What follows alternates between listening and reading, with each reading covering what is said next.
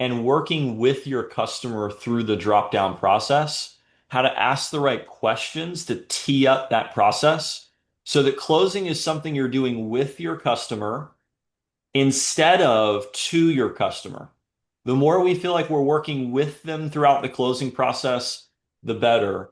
Ron is gonna dive into this topic. Obviously, we'll be phoning right at the end of our instruction. Be ready to make this morning 10 plus calls at a minimum. The people who made 18 or 20 calls yesterday, those are the people that booked five or more appointments. Nalani, is Nalani here? I don't see Nalani. Maybe Nalani booked so many yesterday she didn't need to phone this morning.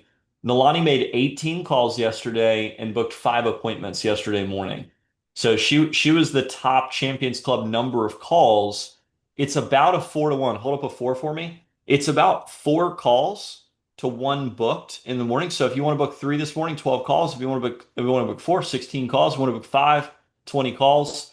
That's the kind of the focus. So our minimum is to be at 2 to 4 appointments booked up in the morning.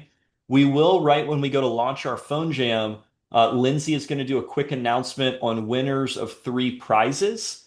Those winners of those three prizes will be announced right as we start up our phone jam.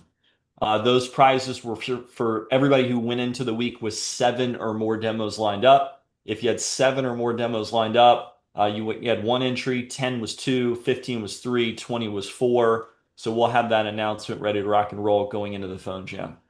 Mr. Jones, over to you, sir. Our district executive in the Armada, the Columbia Armada.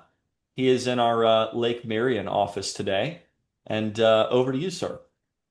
Excellent. Thank you, Mr. Jackson. I appreciate the intro. Everybody can hear me okay? Can I get two thumbs up? Actually, can I get a little pen flip, pencil flip? Yep, let me know you're ready for the morning. Cool. So, um, one thing that I want to start with is a little perspective and some mindset as we're closing with our customers. You don't close to your customer, right? You're closing with them and you're closing for them. You're helping them feel more comfortable getting the option you just showed or getting something else. How many of you have had a customer feel or you felt uncomfortable offering another solution to your customer? They say no to the homemaker and you feel a little awkward showing the galley when they said price was an issue. Or you feel awkward then still showing a starter set when they're like, yeah, I just don't really want to get anything. Yeah, I wouldn't use all those pieces. Yeah, cool. Thank you, Kiralee. Good to see you this morning. And one thing that I want you to remember is that if there's uncomfortability between you and your customer, it's because your customer doesn't feel like you're on their side. Your customer feels like you're working against them, trying to push your agenda and making the sale, as opposed to working with them and getting them something they're going to use and love every single day of their life. Okay, and that's important to remember. People believe more what they say more than they believe what you say. Okay. Example. Let's say that we have Champions Club starting at 8:30 a.m. Okay. I could tell you to join at 8:15 and you may or may not do it. But if I was instead to say, hey, Champs Club, hey, training class, you all can unmute for me. If Champions Club starts at 8:30, what time should you all be in the waiting room? You can unmute. It's okay. 8:15. 8:15. Why is that? Because you're 15 minutes early. 15 minutes early. Exactly. So you can be in the right headspace. You know, if you just like wake up and roll out of your bed and join in, you're not really able to get the most from the instruction or the opportunity. My point in bringing that up is it's helpful to ask customers questions so they can continue to sell themselves on why they want it and sell themselves as you're dropping down to the next option. Okay. So I want you to remember that in sports, there's two sides, right? There's your offense and there's your defense. The root word of offense is to offend. And is offending somebody or offending something, is that bad?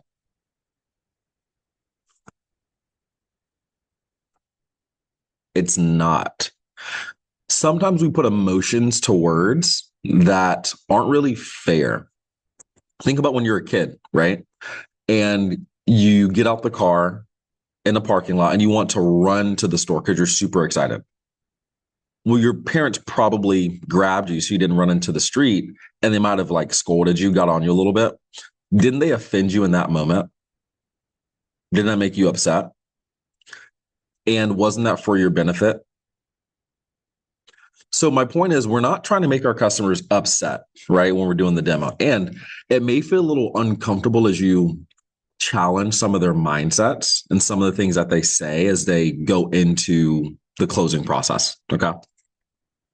So, Tasia, would you mind being my customer, please?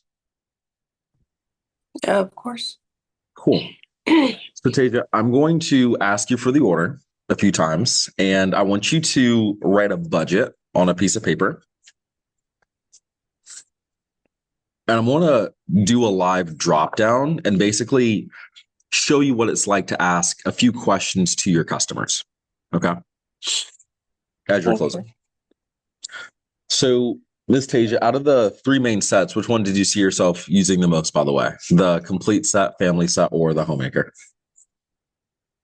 Probably the homemaker. Okay.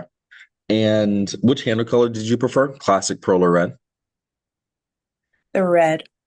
Yeah, the red is nice. And so the great thing is that it doesn't cost quite $4,000. In fact, it doesn't even cost as much as the Wusthof price of $3,015. The Homemaker Plus 8 set is only $1,715 paid in full, which includes shipping. And most of our customers take advantage of our 5-month interest-free easy pay option, which is only $347 today, about $347 today. Now, I wouldn't be doing my job if I didn't ask you, would you like to try out that Homemaker set today? I don't think so. Okay, it's no problem. By the way, we do have a bonus where if you decide to get the Homemaker set today, I can give you the free shears or the entertainer pack with those ice cream scoop, peeler, pizza cutter, and the ice cream scoop, peeler, pizza cutter, and the cheese knife. Or I can give you those kitchen tools for free. Out of those 5, which one would you prefer? I'm sorry, out of the 3, shears, kitchen tools, or the entertainer pack?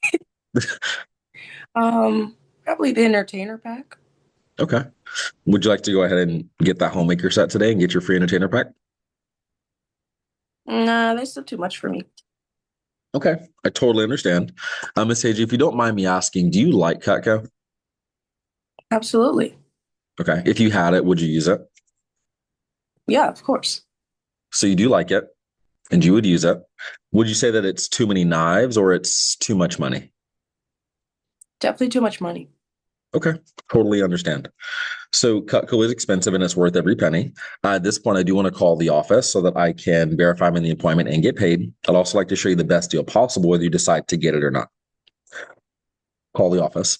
So, Ms. Tasia, real quick, would you use everything in the Homemaker set, or are there a couple of things you would never see yourself using? Probably wouldn't use everything, but maybe most things like the I probably wouldn't use that turning fork. Okay. Anything else you wouldn't see yourself using? Maybe the paring knife. I mean, it's not that important. Okay. Anything else for the next 30, 40, 50 years?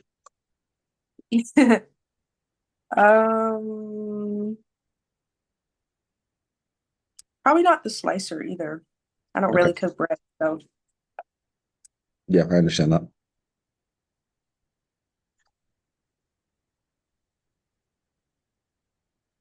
Okay. Anything else come to mind? No, I think I'd use everything else. Okay. You like those 8 table knives up front? You would get value from them? Yeah. Okay.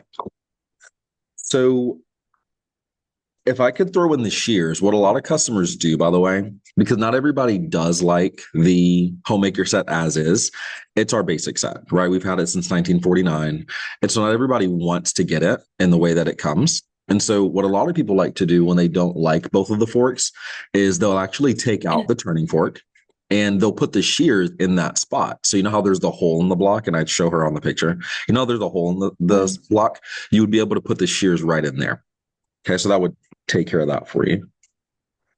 And then as far as the slicer goes, do you ever eat like melons or cantaloupe or anything like that? Yeah, I love Okay. melons. Okay. Let me play you this video really quickly, and it's our thin slicer. So a lot of people do like to use it because it is good for melons.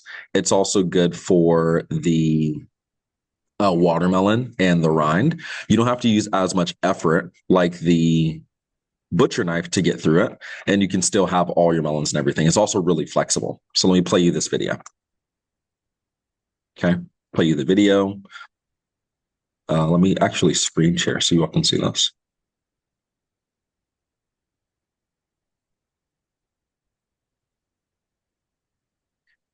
All right, Miss Weber, let me know you can hear. Yep. Yeah. Welcome to the Knife of the Month video series. Jason Jeffrey here, helping you to choose and use your knives properly. The knife this month is the 1762. The name, however, can be elusive. It's known by Cutco as the salmon knife. But I came to learn after selling a bunch of complete, or helping people to get upgraded the complete set here, and then going back a year or two afterwards and asking, you know, what do you like the best? And some people would say, you know, I like this knife the best. And I'm like, oh, you do salmon then? And they would say to me, no, I don't do any fish. And although it's an amazing knife for that, I had to ask, and I eventually came to find after 10, 15, I think it was more like 20 people over the course of a year, and mentioned this is amazing for melon. So I call it the melon knife and the salmon knife. I call it the thin slicer because it is literally the most flexible knife that we've ever made. You can go and form almost a 90-degree angle with the knife, which can be pretty useful for certain things. But people look at me when I talk on the appointment about it, and they're like, that really doesn't cut a watermelon, but it's just so sharp. It makes it so easy to cut through. It's almost like effortless when you're cutting through the thing. And then you got it into, we'll just move this over here. And then we can just take it and make sections off on here.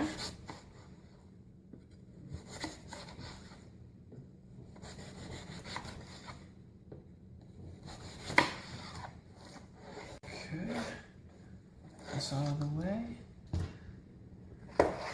And one of the things people will do sometimes, it's kind of fun, is take the knife, use the flexibility, and literally you can almost just drag it through, move your hand and you get halfway, and take the melon off like that, or the cantaloupe off like that. One thing I also want to show you guys today as well, in case you don't do these yourself, again, just split it in half, and then you can take the bowl out, or just over the trash, use your spoon to take the center part of this out on the melon. It's much cheaper to buy the melon whole.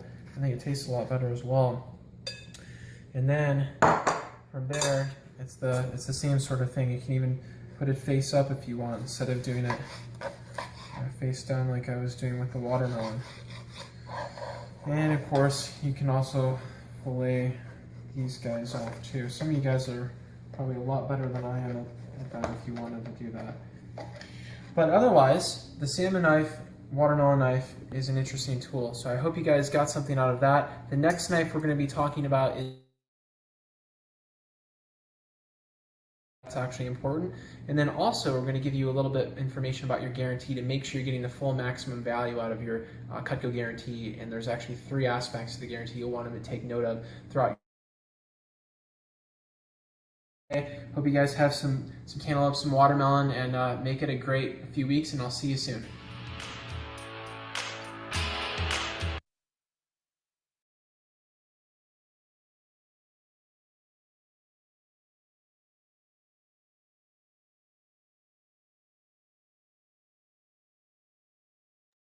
Cool. So, Miss Tasia, could you see yourself getting value from that?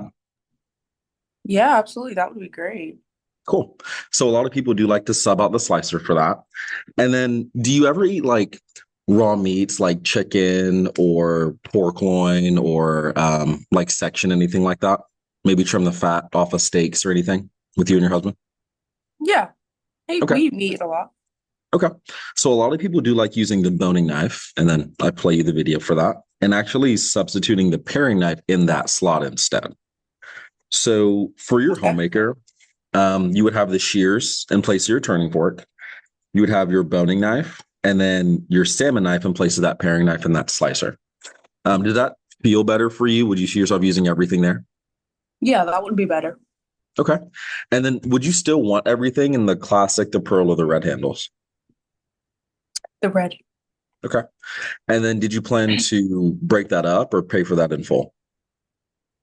It depends on how much it is. Cool. No, I understand. So I'll do my best to price match this. And I could get that to $350 for that set today. How does that sound to you? Mm, that's a little more than it was before, right? It is because we had to customize it. So all of our sets come pre-packaged from Olean, and so they already have a built-in discount. When we do have to customize it, it does raise the price a little bit. And so I did my best to bring it down. I actually paid for the difference for you. Yeah. Oh, So that way wow. you could still, that way you could still get everything you'd want. Because again, like you're going to use this for the rest of your life. And so I want to make sure that you have exactly what you would need and what you would use. Hmm. So did you want that on your Visa, your American Express, or your MasterCard? Which one did you want to put that on to start with? I think we'll put it on the MasterCard. Yeah. Congratulations. You're going to love your Cutco. Thank you. I'm so Of excited. course. Tasia, what was the budget you wrote down? 1,000. Cool. You ended up spending a bit more than that in full, but it was less than that today. You see how I worked with you to rebuild the value for what you were getting and Yeah. made sure you had exactly what you wanted? Yeah. I didn't really cover price until you asked me for it again. It helped when I sold you on exactly what you wanted and had you wanting it, not just needing it. You know, we talked about this yesterday. People are more excited to spend money on their wants than their needs. You know, 200, $300 for a phone bill or car insurance, people aren't excited about. $200, $300 to go see their favorite artist or to go do something with their family. They're more excited to do that. So it's more about wanting it and needing it. So that value was helpful. By the way, how many homemaker sets would you want? I would take 2 if I could. Okay. Well, I can see what we can do, honestly. What color block would you like? We'll go with the cherry. Okay. On both or just one? Both. Okay. Who's the second one going to, by the way? Is that like to your son, to your sister? Well, my sister's getting married soon, so I think that would be a great gift. Okay. And do you think she'd want it the same as yours, or she'd want our standard homemaker? What do you think?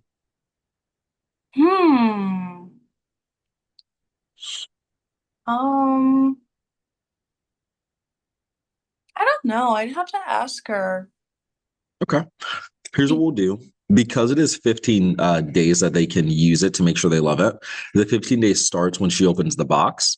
So I'll make sure that I have them know which one is yours, which one is hers. So that way, when she gets her set after her wedding, she can use everything, make sure she likes it. And if there's anything she doesn't, she can send it back and get that substituted. Does that make sense? Okay. Yeah. Cool.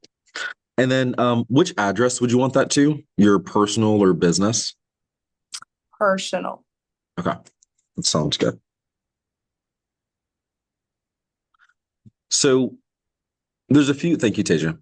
There's a few questions that I went through that really help you to tee up asking for the order. Okay. They're called trial closes, and it's allowing the customer to picture how they would use it and how they see it in their home. Right.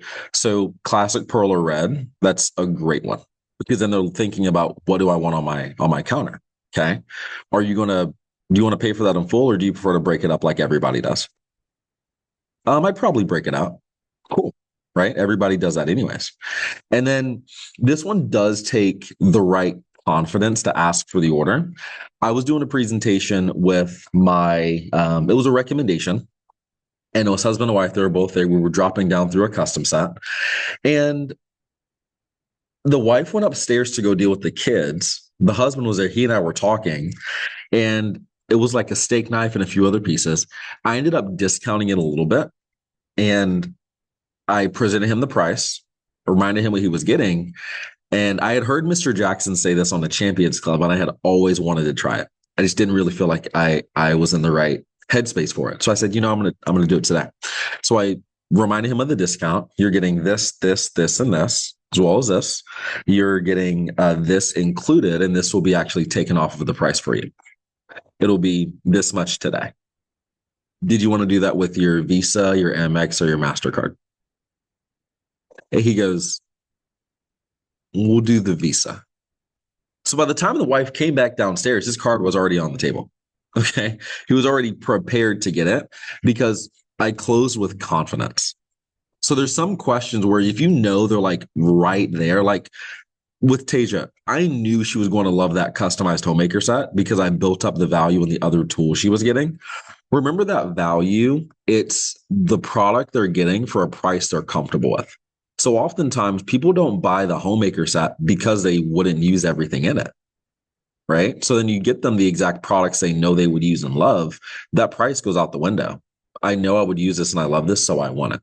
Okay. And when they're on the fence, Visa, Amex, or MasterCard. Okay. Just give them that little nudge of confidence and take the assumptive close. Okay. They want it. Help them through the process. Does that make sense? Okay. I'll open up for a few questions, and if anybody wants to bring something up, we can chat through it before we start hopping on the phone, make it a couple calls.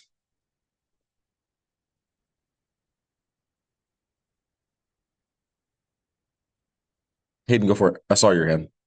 Anybody else can just unmute after Hayden. Go for it. So this is kind of a little bit related to this.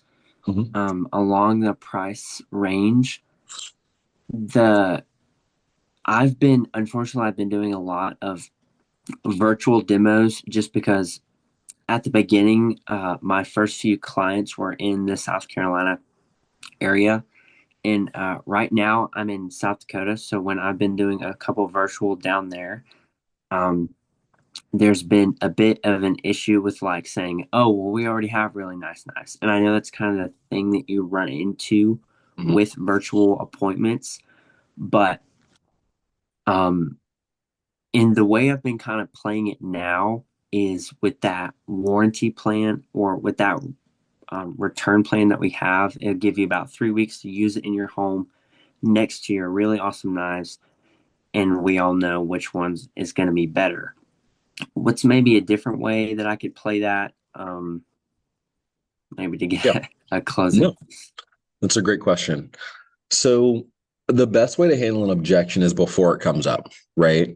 And so I would ask for you, Hayden, when you go through the creating a need part of your demo and the disadvantages of common knives, do you have them bring their knives to the computer too? No. I would totally do that. Okay. So then you can educate your customers on what's wrong with some of their knives, because of course everybody thinks their knives are fine until you actually point out some of the flaws. Okay. You know what I mean? Because they're remembering like, oh yeah, my knife is fine. My knife cuts well enough, but it actually doesn't cut well. They don't notice the cracks in their handle. You know what I mean? They don't notice that it's a parting time. So I'd have them bring it to the camera. That way you can reference it. And then two other responses to this. One, there's a lot of things Cutco makes that other companies don't. So if they're comfortable starting off or keeping their set, I like to sell a few other specialty pieces that they can use in their kitchen. Shears, I think everybody should have. Table or steak knives are great add-ons. No other company makes a Hardy slicer. Most knife sets don't come standard with cheese knives. Santokus are great. Spatula spreaders are great as well. Those are just a few that come off of the top of my head. And then, were you on for Mr. Tushin's workshop this past Friday? Matt made a really good reminder to us is that you can sell $1,000 worth of Cutco without selling a single knife. Mm-hmm. You know, so it's great that they have a good knife set. You know, I've seen plenty of customers that have had Wusthof and Shun and a lot of expensive brands, and it's how do we still remind them that whatever they get today has a guarantee that lasts forever, Nothing else in their life does. And it's also a high quality product that they have 15 days to try it and use it to make, 15 business days, about 3 weeks, to make sure they love it before fully committing to it, you know? So, Perfect. yeah, That's what- awesome. I'm definitely going to try that, bringing those knives to the camera. I think that's really going to change some things. So I appreciate that. yeah, for sure. That's a great question. What other questions were there? You can just unmute. I can't see all of you on my screen at this moment. How would you respond if someone says they need to sleep on it? Sleep on it. That's so funny. All right. If somebody says they need to sleep on it, paint me a picture. Is this a virtual, in person? Are we at halftime? A little feedback. One second. If you can mute out, that would be phenomenal. Okay. I think go for it. Okay. We'll say it's virtual and yeah, they think that they don't need a new knife right now because maybe they have new knives that like recently bought. Yeah. And they think they'll like need some time to make a decision. Okay. So I want you to remember that there's only two reasons, Hannah, that somebody won't get the option you're showing them right now. And it's the price or the pieces. That's it. At the end of the day, that's really what it boils down to. And so what I would do in that situation was I would ask, I'd say, hey, Miss Hannah, totally understand. I am curious, what is it that you were uncertain about with this set? Was it the price and what you'd be spending, or was it the pieces, like what came in the set? We'll say the price. Okay, totally get it. Now, Miss Hannah, I do have to ask, do you feel, and we've built some good rapport at this point, so like we're making jokes. So Miss Hannah, I do have to ask, it might sound totally silly. And do you feel like if you were to sleep on it and like in your dreams, you'd dream of a better deal? Do you think that would happen? Yeah, I think I would dream of a better deal. Yeah. Well, I would love that. And I can't actually process any better deals after today. So what I can do is I can call my manager and see what price point we can get it to. That way you feel more comfortable starting off with it today. So give me 1 sec. Let me call the office. And at the end of the day, she doesn't really need to sleep on it. She just didn't really want to spend that much. So now we can appropriately handle that objection. Does that make sense? Yes. Thank you. Yeah, great question. What else?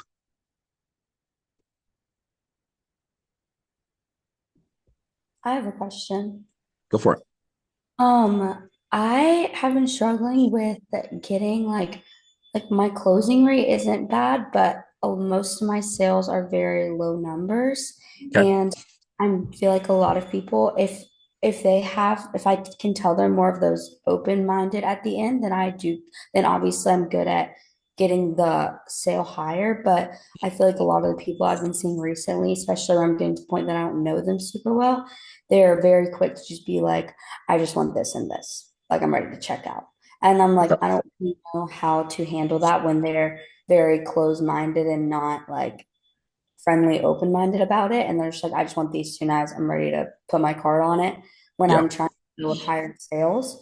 And I don't know if that's something I need to fix in my presentation or something I can say to that at the end without being like pushy, I guess, and looking like, or pushy to an extent when they're just already like, this is all I want. Yeah, no, that makes sense.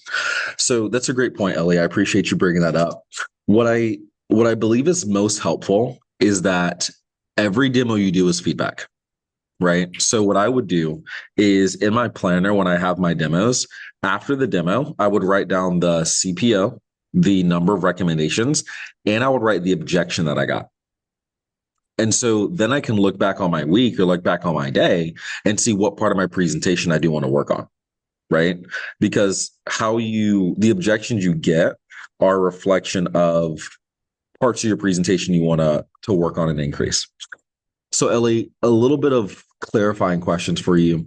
Do you get this, I want to check out with these couple of knives at like halftime when you get to the three main sets, or is it as you're dropping down through the starter sets, or is it before that in general?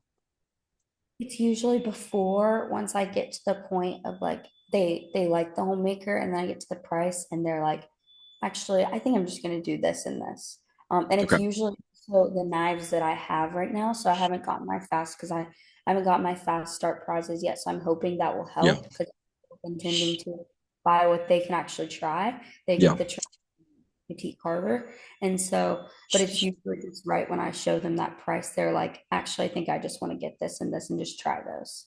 Yeah. Does that make sense? Totally get it. Question for you, not to put you on the spot. What do you say back when they say that? I would just be like, are you sure there's nothing else in your kitchen that I can like that you think might be suitable from the homemaker set that you liked? Mhm. And they'll just be like, no, I'm okay today. Okay. Not even very sure. Not all of them are like that, but I've had about like 3 or 4 in the last couple weeks that are like that. Yeah. Who's your coach, by the way? Who's your manager? Christian. Weekman? Yes. Sweet. So what I would do in that situation, if they do say that, honestly, you can just blame Christian if you want to. So you would, if I was a new representative in my fast start or fresh out, I would say, okay, Miss Jones, totally understand. Let me go ahead and call my manager really quickly to see if it's okay to just sell a couple of pieces. Then I call the office.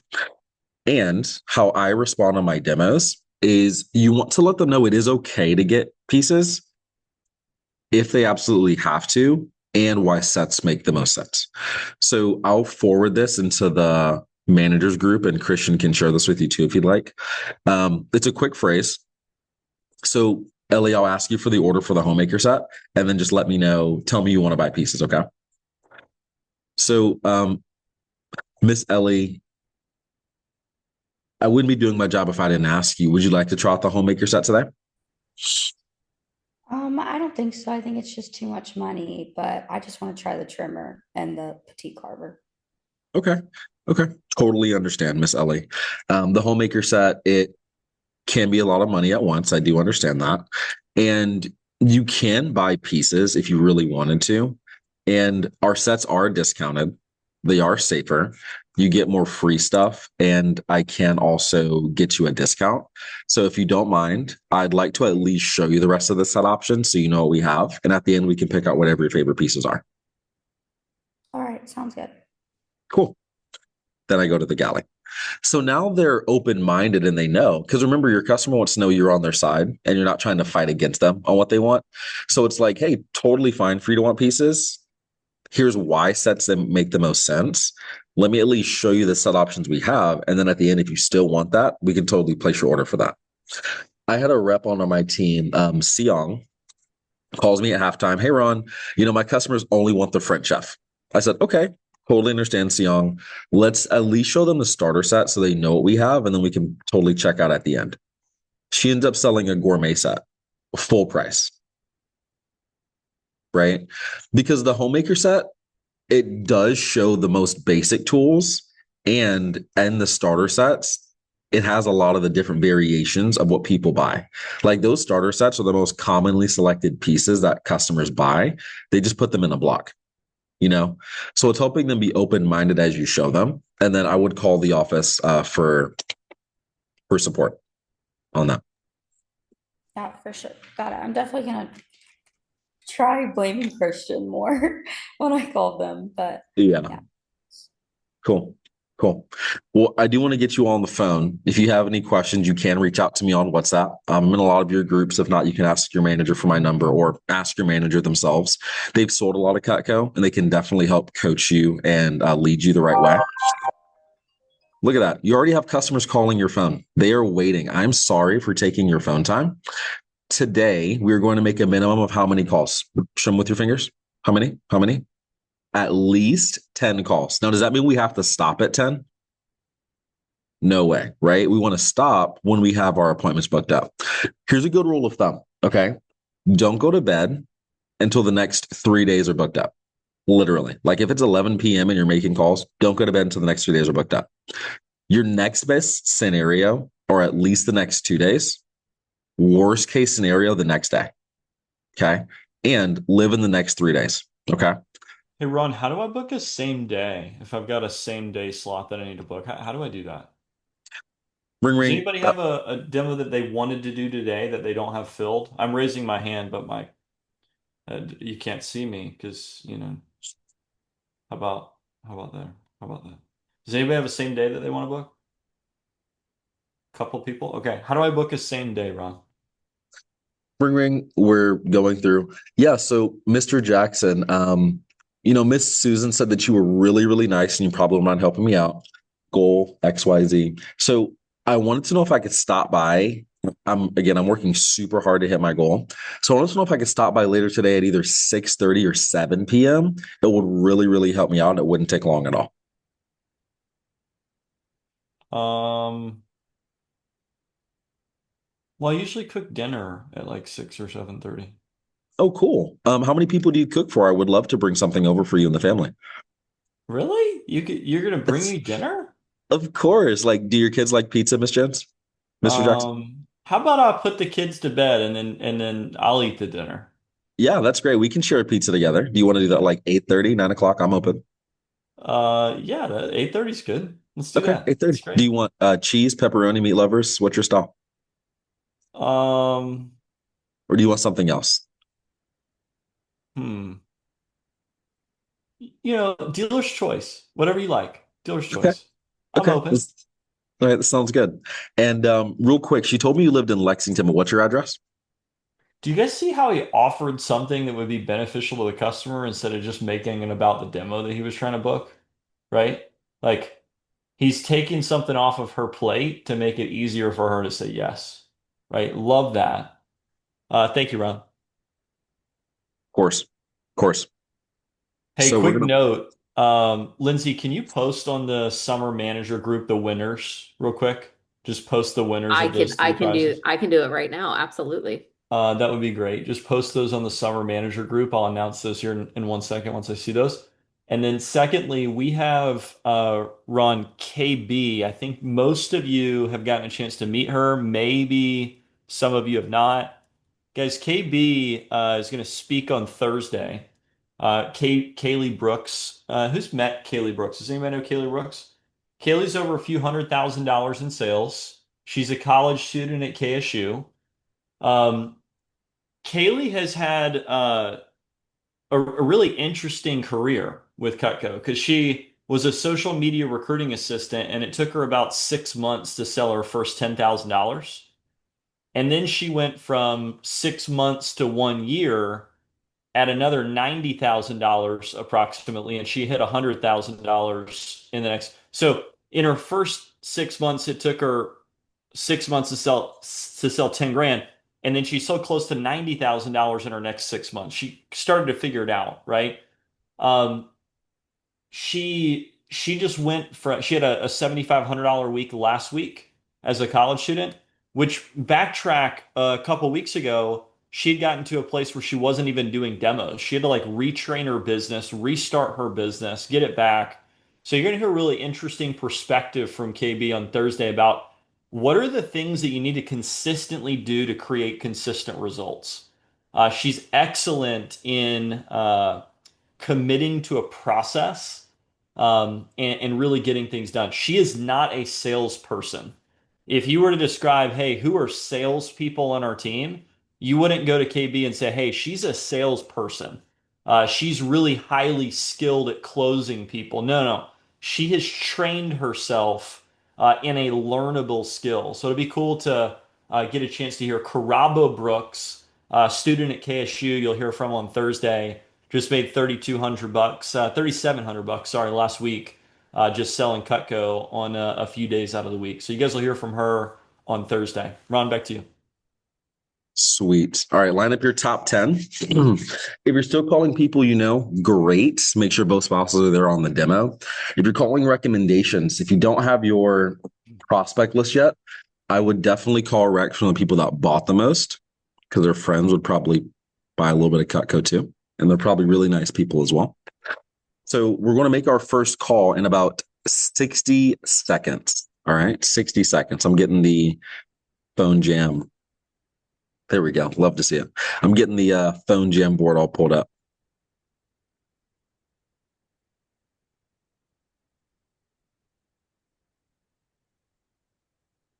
I've got two of the three. So we have winner of the classic hearty slicers. People are getting queued up. Mr. Christian Hogue. This contest was for 7+ demos going into the week. You had 7, you got 1 entry, 10, you got 2, 12, you got 3, 15, you got 4, 20, you got 5. So Christian won the first one. That's a classic Hardy Slicer. Mr. Aiden, more details. Aiden? Aiden Aiden who? Canada. Aiden Canada from Aiden Canada from Colombia. Can we add that, Lindsay? Just edit that so we've got that. Aiden Canada from Colombia. I got Winner you, of a Mr. Petite Santoku. Petite Santoku. And then third, we have Mr. Tristan Underwood, Red Cheese Knife. Let's go. Red Cheese Knife for Mr. Underwood. So, Tristan Red Cheese Knife, Aiden Canada from Colombia, winner Petite Santoku, and then third, Mr. Hogue, Hardy Slicer. All right. Let's book some demos, baby. We are open bets. Open bet.